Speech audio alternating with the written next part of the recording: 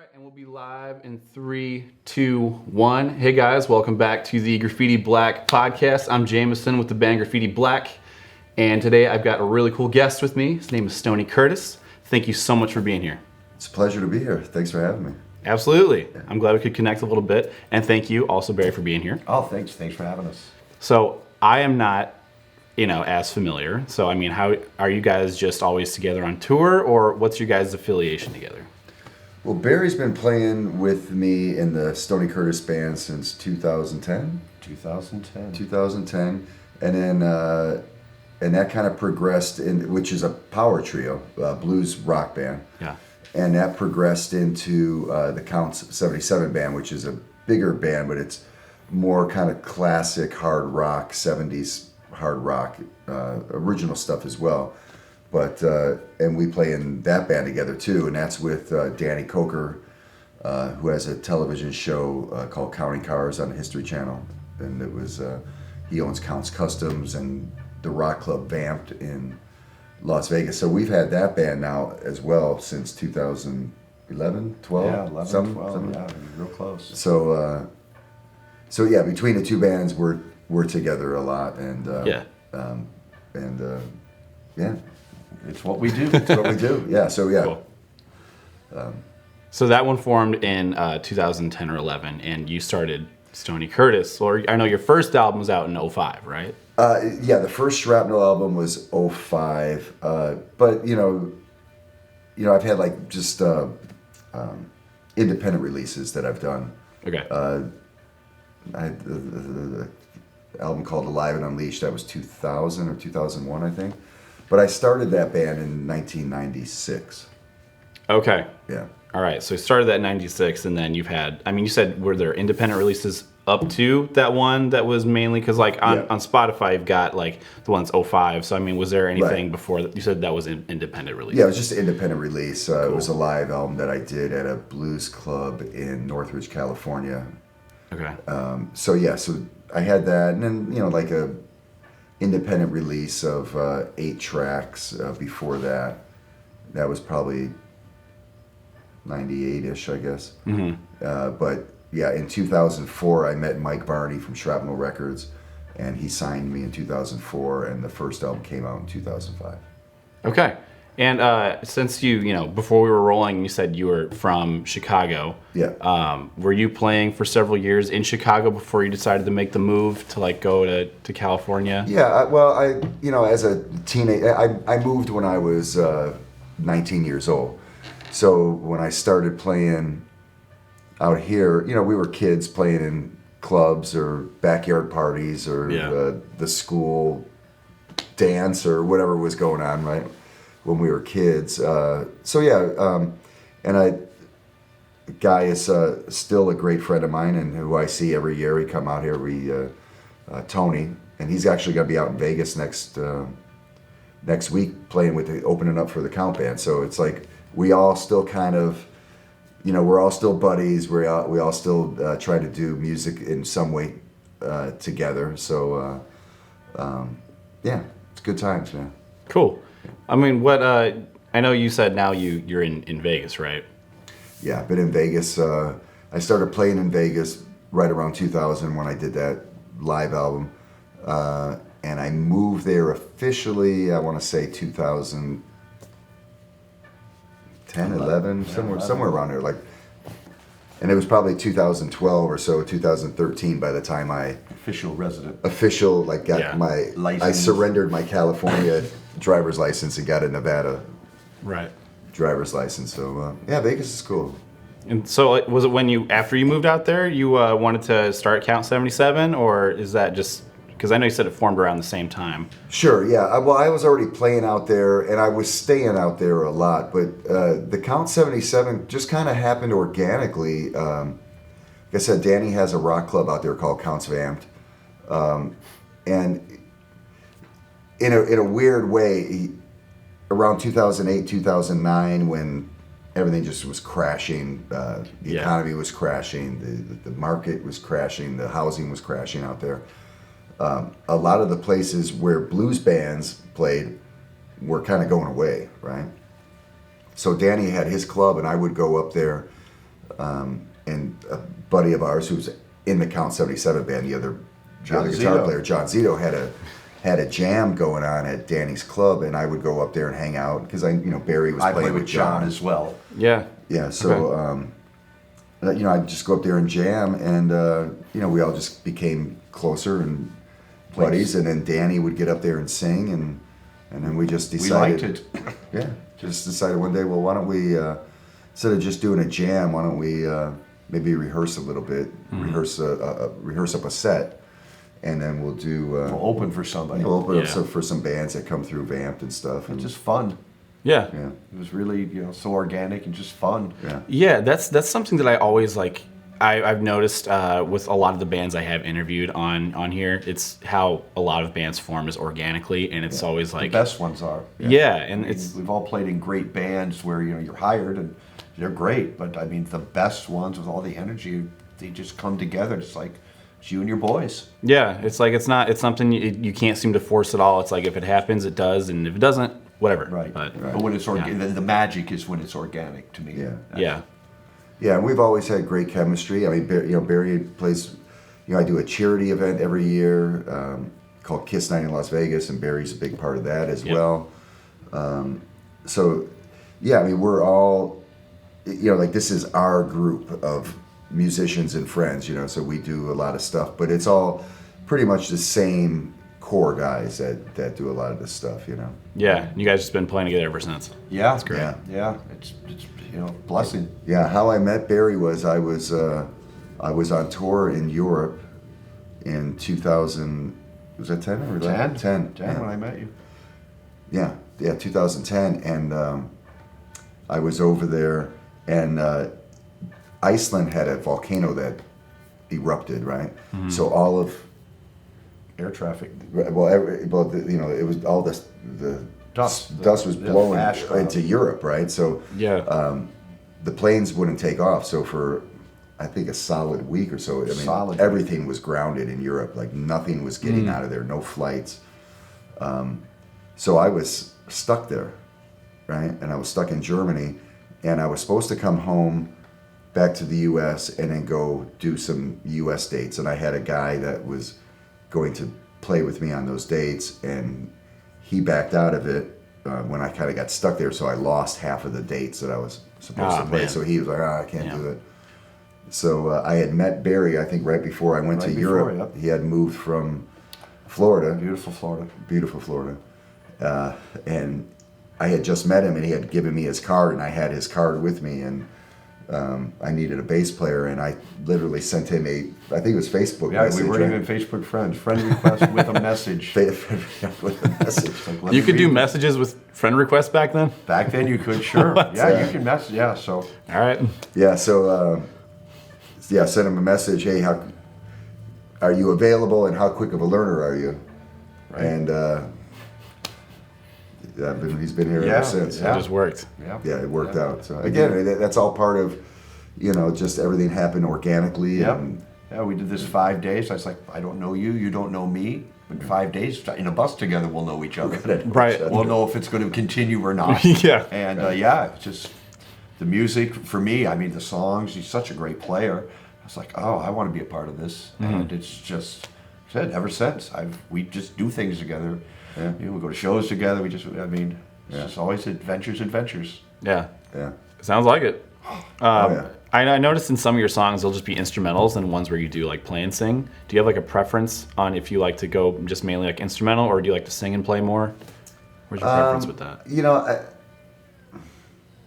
I like to just play the guitar. Yeah, I do love that, but I love singing too. And as when I first started singing with this trio, it was just kind of by default, really. Okay. I just Front man, so like obviously yeah, and gotta it take was the just mic. a power trio, and I kind of wanted a certain sound and a certain vibe. And I've had guys play in this band who were world-class singers, like amazing singers, but I was like, yeah, I just kind of want to go in a little different direction. So it kind of forced me into singing, and I had never really sang until I started singing for this trio. And so over the years, I've gotten a little bit better at it, So now I enjoy singing more than maybe I did back in the day. Yeah.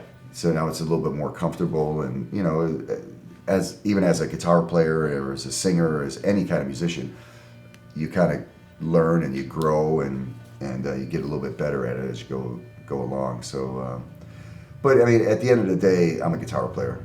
Yeah. I'm a guitar player that sings more than I'm a singer. Yeah.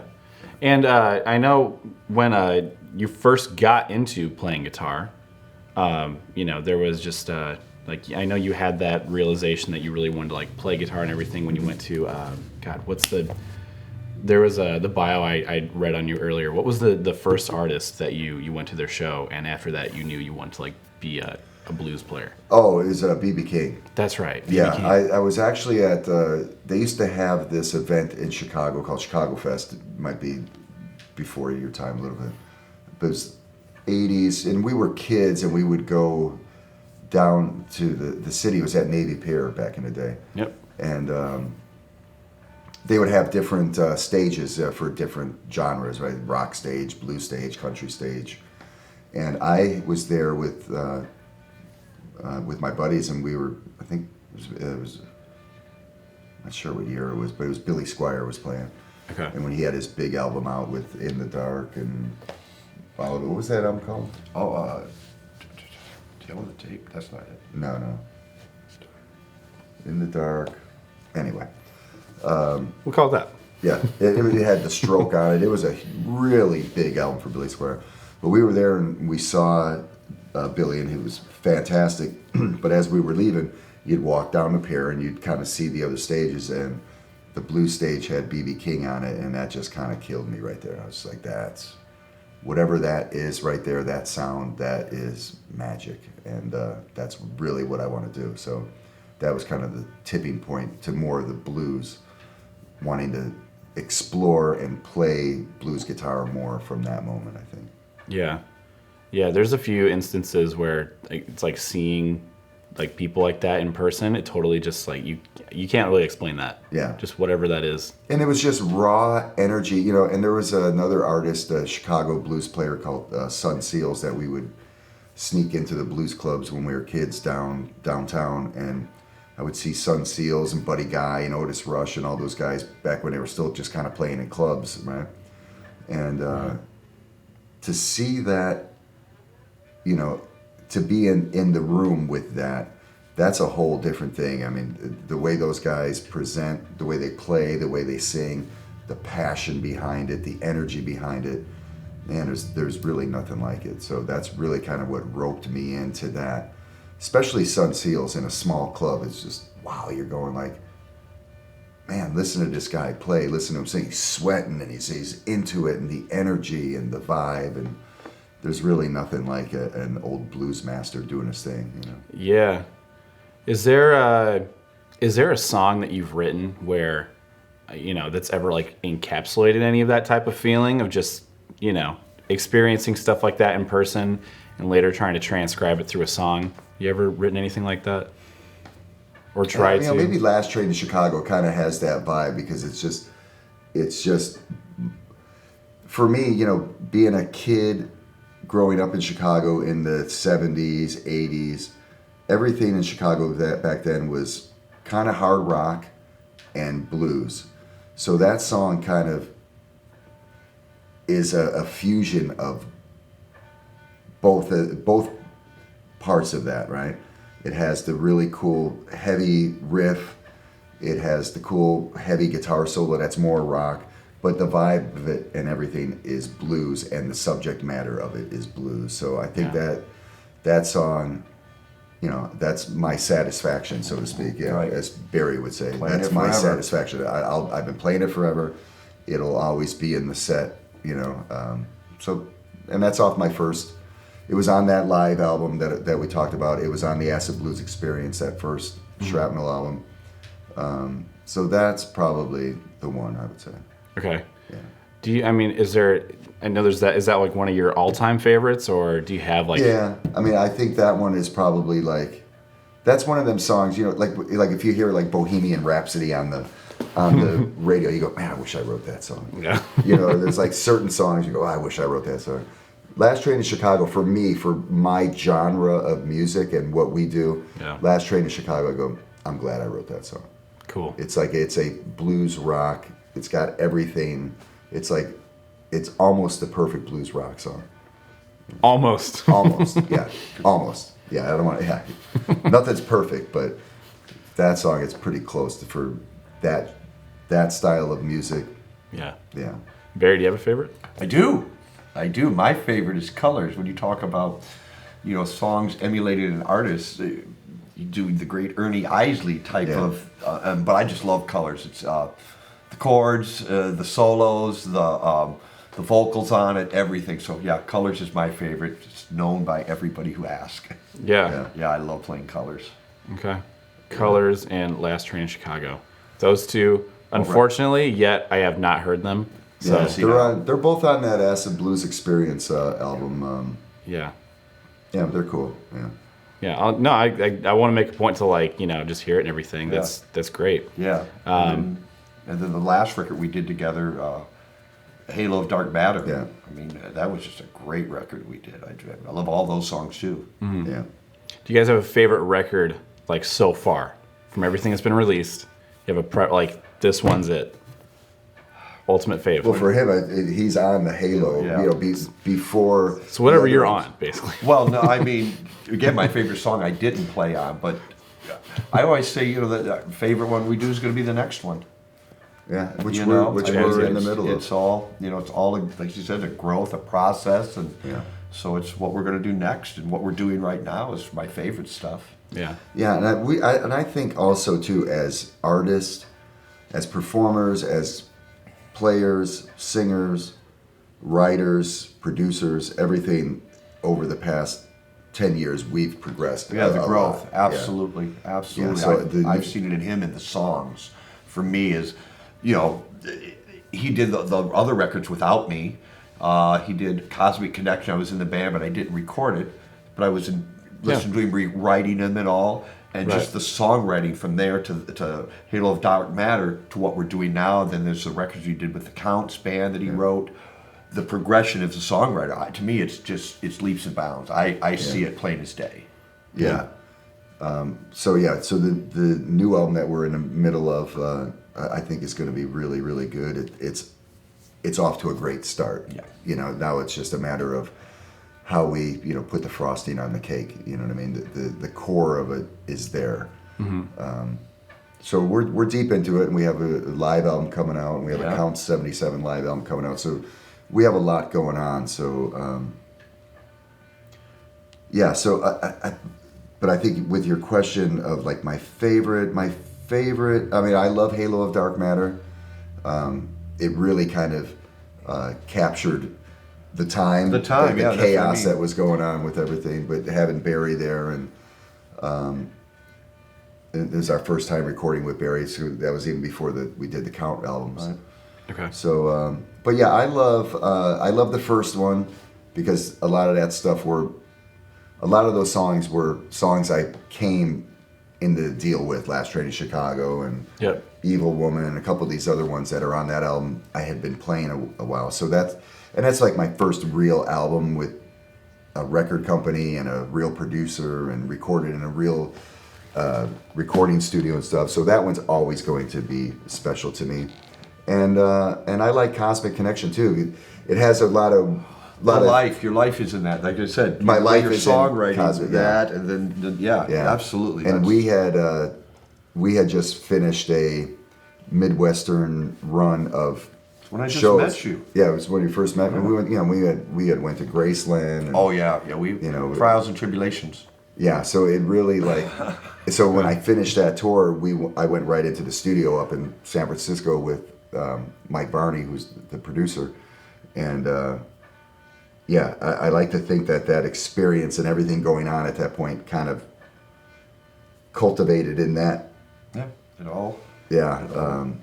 So I love Cosmic Connection too. So it's that one has a lot of good songs on there, and there's just good memories too of kind of building it. Yeah. Now, with this album that is coming out that you have recorded on, right? Has it been a different process of like bouncing off each other more with like how the parts are coming together, or just like what has that been like? Well, him and Mike pretty well come up with the basic gist of the song. Then usually I come in 30 minutes later. They've got this, okay, just we're going to go this, try this, maybe we'll do it different. And then 30 minutes later, the drums come in, we start playing it.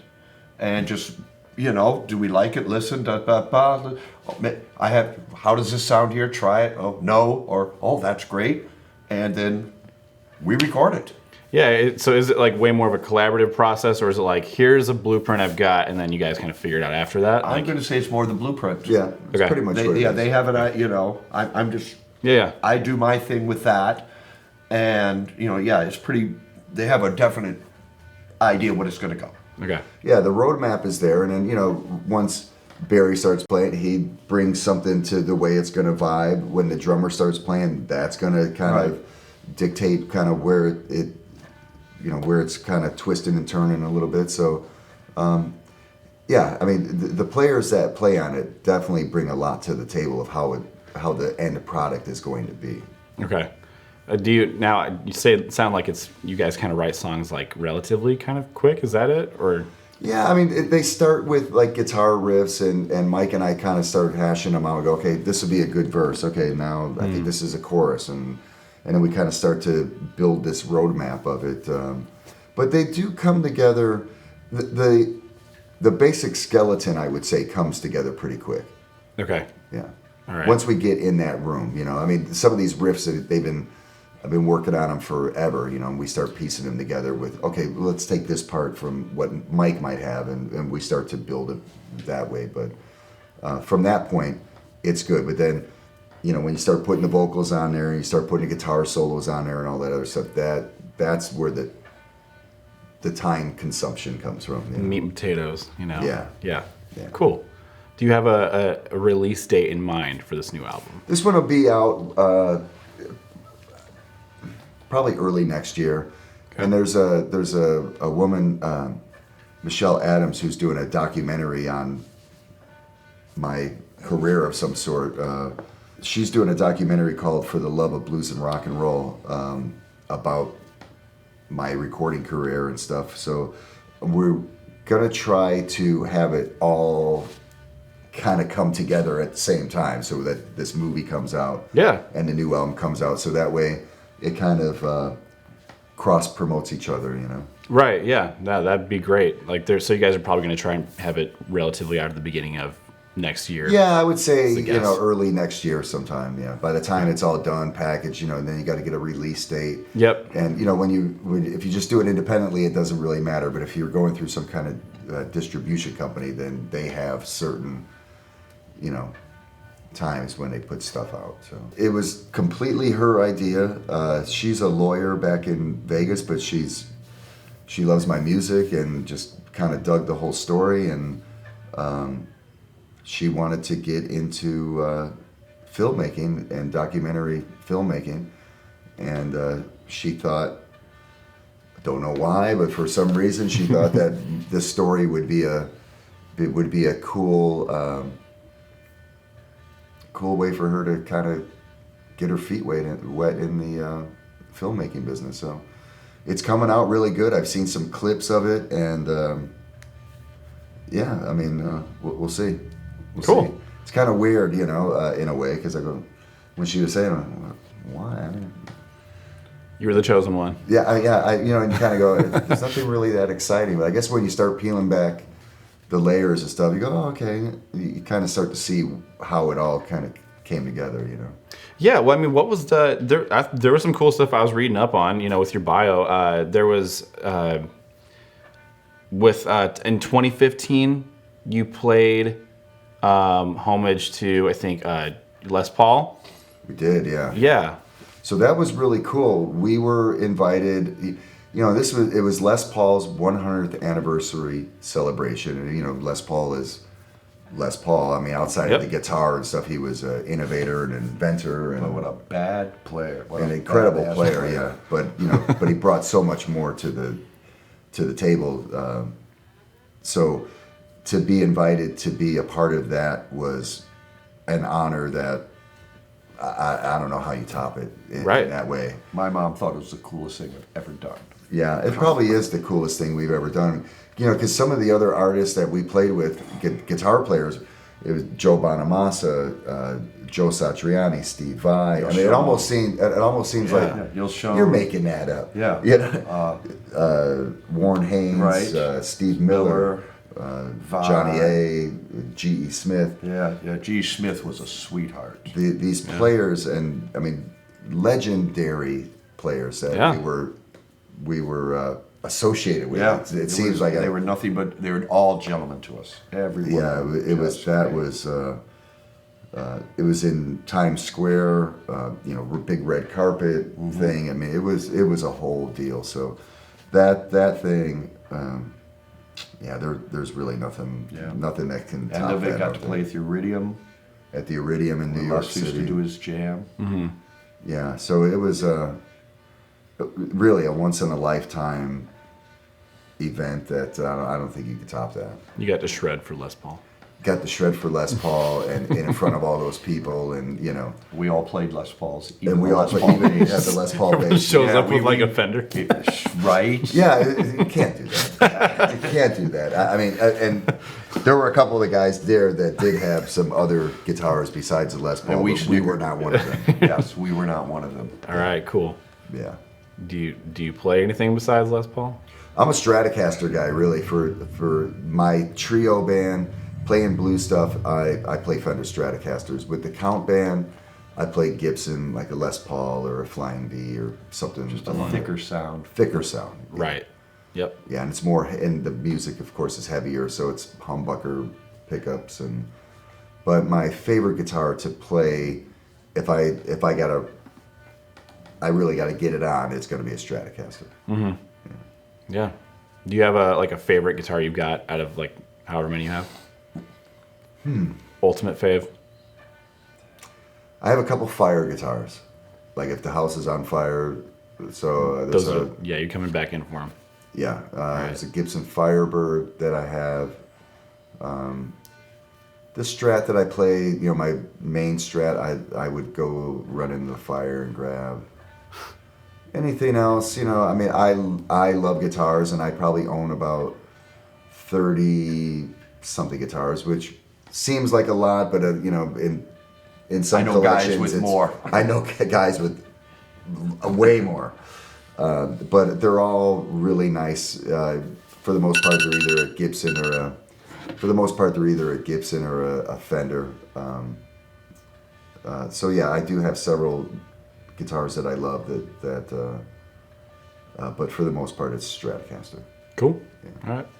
And you mainly play bass, right? Yes, but I do have a bunch of them. And yeah. He loves guitars. Yeah, I love guitars too. I have some very nice acoustic guitars and Les Pauls and Strats, and it's, you know, I'm a weak man for that. But for me, it's when I'm playing with all the bands, it's precision basses. Yeah. That gives the boom. Fender. I use them for everything. It's what Elvis liked. Yeah. Yeah. It's not rocket science. Leo had it right the first time. Leo did have it right the first time for sure. Bass guitars give Oh, you better. We've been to many on our adventures. We always go to the vintage shops. Oh. We all, you know, there's this place in Reno called Bazaar Guitar. He's got a vault with, you know, the first Floyd Rose, you know, the $250,000 Les Pauls. Wow. Oh, Yeah. We like that kind of thing.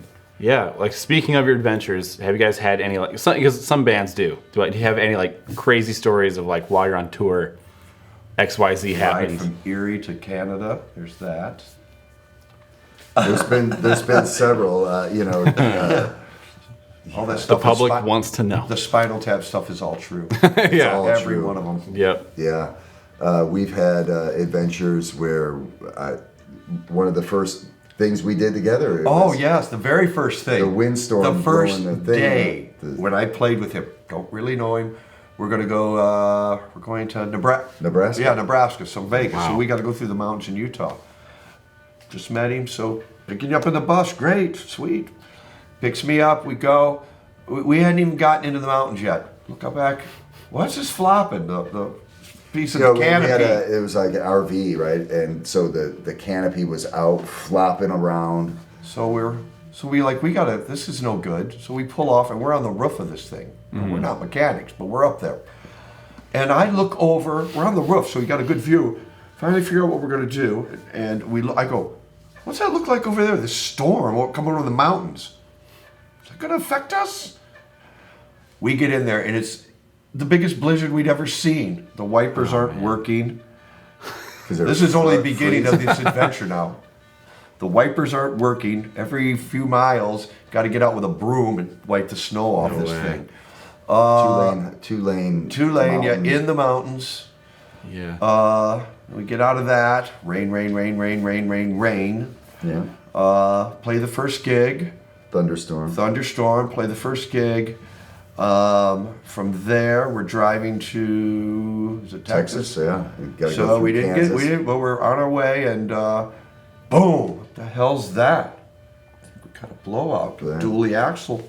Yeah. Wow. Hopefully we will make it to where we boom. We're not. We're not.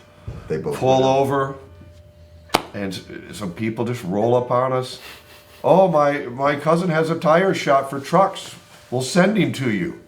Yeah. Two big We're tires. only a couple days into the. Yeah, There's a tornado warning. Yeah, tornado Lights go- warning. yeah, So, it and we're was a like, whole well, thing. hopefully it doesn't come because we're in the bus and it's going to Right. be gone. Get to the place we're going to play. Basically the crowd that's there to see us helps us unload everything because we're late. Set up and play. And then, Just continue from Yeah. there. We had the oil blowout. oh in yeah, the Memphis. That's oil how that we was in ended up Memphis, yeah. The gig gets So it's- canceled. And then we're looking out what happened to the camera? Back camera. Oh, it must have filled went with oil. out. When we get out of the truck in Nashville, or the bus in Nashville, look, it's all covered with oil. Calls his brother, With a who's a gasket. truck driver, goes, you guys need to get some oil in that thing. It takes like 25, Quarts thing. or- Yeah, 25 Yeah. quarts. It's not like a car. Yeah. And it's like, he's like, yeah, you're gonna have to put it's like, it's still not showing. We put this much in, keep putting it in. Right. And so we were stuck there for 3 days. Had the Spinal Tap moment at Elvis's grave, the whole thing. There's been some adventure. Yeah. Yeah, it's Again? always because I mean, especially with the count between the count band and the trio, between Europe and everything else. But with the count band, we've been all over North America, from the mountains of Nova Scotia up Yep. in the way up in the Yep. all the way down to Vancouver and Went to everything. in Daytona between. Beach. Yeah. Yeah. So there's Galveston. always some kind of adventure. Yeah. Is there a state in the U.S. you haven't played at yet? Or have you played in all of them? I'm gonna cover a couple of them. I think Idaho, Alaska, I haven't. Yeah, we're gonna get Idaho. I haven't played in Alaska. No, Yeah. I mean, maybe Hawaii's gonna get checked off the list. Hawaii in October. Yeah. Wow. See, maybe Alaska's the only one. Yeah. Yeah. Yeah. Again, I grew up in Michigan, so I mean, I've played the East Coast and all of these areas and down south. What part of Michigan? Lansing. All right. I got I family played there. down here in Niles at the with the White House. Is that what it's called? Like in the 80s? Dude, I don't know. I'm He was from here born- now. Yeah. He was Yeah. 90s. Yeah, Yeah. he was born in the 90s. All yeah, right, so- well, dating myself, but yeah, so I played down Remember that Niles, place? Water, That place was in Lee. 1977. South there. It's still there. Slightly off. Yeah. Yeah. Slightly up. Wow. Okay. Do you guys have any final thoughts you'd like to conclude this segment with? Well, we got a lot of cool stuff coming up. We're going to have a new Stoney Curtis Band studio album with new original stuff. We have a live album coming out of Stoney Curtis Band Right. from a birthday show Yeah, that we birthday recorded. show. All right. That's got A lot of special great a lot guests. of special great guests on it, from Danny Coker to Sebastian Bach to Jeff Duncan. from Armored Saint and Les Warner and Right. the Cult, and a lot of cool people on that. And that documentary is going to be out. Yeah. We have some really cool dates coming over Yeah. the next year here. Yeah. I think we're going to do some cruises, and yeah, keep an eye on. Yeah. I think Danny's new television show will start sometime next year as well. And yeah, Awesome. Yeah. Is it Counting Cars one? yeah. Counting Cars on History Channel is done, but they're gonna supposedly they're moving to another network here in details to follow. Okay, why are they swapping? But contract ran out. They did 10, 11 seasons or so on History Channel. I think they just want to change it up a little bit. Danny, the County Cars, the band was on there a bunch, but the County Cars mainly focused on the shop, the cars, right, and the bikes. But he has a great rock band. He has a rock and roll club. He's got a tattoo shop. Yep. He's got we got a recording studio. I mean, there's like all these other things that Danny does. Yeah. So they want to try to just kind of incorporate his whole world, Danny's world, so to speak.